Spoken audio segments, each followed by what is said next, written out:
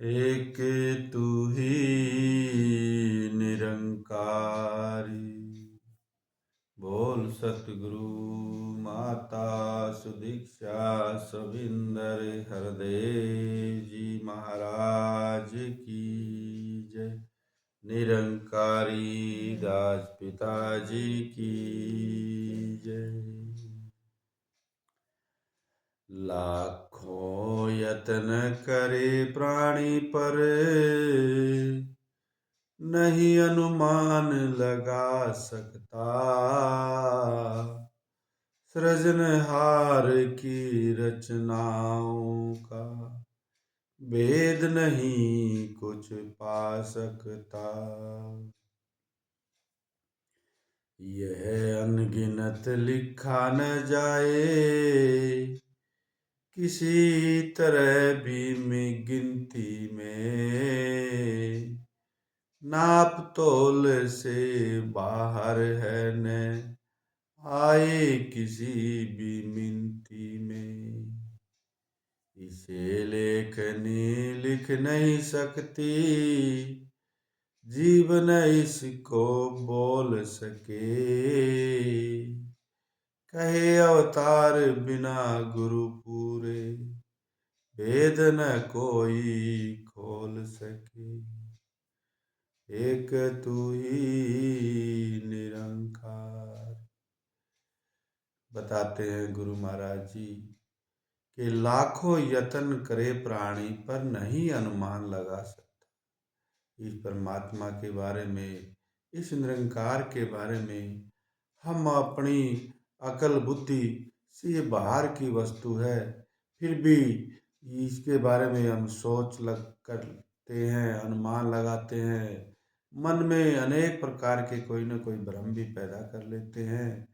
तो यहाँ गुरु महाराज जी कहते हैं कि कितने भी इसके बारे में हम सोच विचार अनुमान लगा ले, लेकिन इस निरंकार का भेद, इस सृजनहार की रचनाओं का भेद कोई नहीं पा सकता। यह अनगिनत लिखा न जाए किसी भी तरह भी गिनती में। इसके बारे में कुछ भी लिखना, सारे कहते हैं कि सारे संसार समुंदर की स्याही बना दूं और सारे वनस्पति पेड़ पौधों की लेखनी कलम बना लूं और इस सारी धरती को एक किताब बना के तो इस निरंकार के गुण लिखने शुरू करूं तो भी इसके गुण खत्म नहीं होंगे। किसी भी प्रकार से इस निरंकार को बस में नहीं किया जा सकता। नाप तोल से बाहर है, न आए किसी भी विनती में।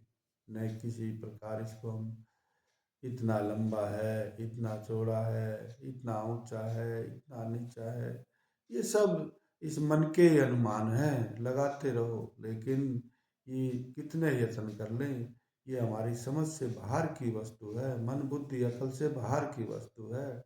ये तो सिर्फ और सिर्फ गुरु सतगुरु जो इसका भेद खोल के हमें बताता है, वही बात मान के हमको अपने मन में बसा के उसी के अनुसार अपनी भक्ति करने का तरीका सिखाते हैं।